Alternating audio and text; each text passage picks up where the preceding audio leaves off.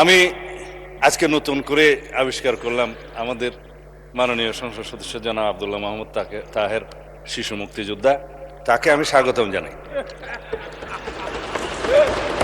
বিসমিল্লাহ, আসসালাতু আসসালামু আলা রাসূলিল্লাহ। মাননীয় স্পিকার,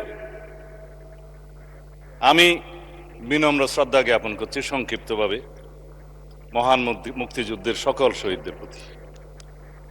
2026-এর ছাত্রগণ অভ্যুত্থানের 2024-এর ছাত্রগণ অভ্যুত্থানের সকল শহীদদের প্রতি, বাংলাদেশের সকল গণতান্ত্রিক আন্দোলনে যারা শহীদ হয়েছেন তাদের সকলের প্রতি শ্রদ্ধা নিবেদন করি। শহীদ রাষ্ট্রপতি জিয়াউর রহমানের প্রতি, যিনি এদেশের মহান স্বাধীনতার মহান ঘোষক। শ্রদ্ধা নিবেদন করি দেশনেত্রী বেগম খালেদা জিয়া, যিনি গণতন্ত্রের মা এবং আপসহীন দেশনেত্রী খেতাব পেয়েছেন।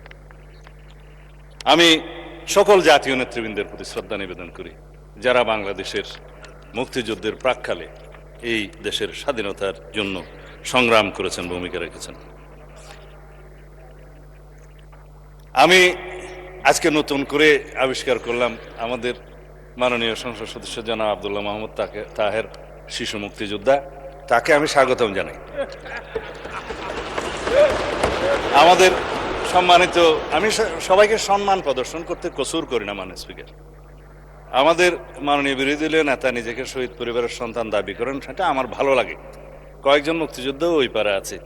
আজকে ইতিহাসের একটা ফয়সালা করে দেওয়ার মতো একটা বিষয় আমি মনে রেখেছি, যদি সময় পাই এটা নিয়ে আর কখনো বিতর্ক হওয়া ঠিক হবে না।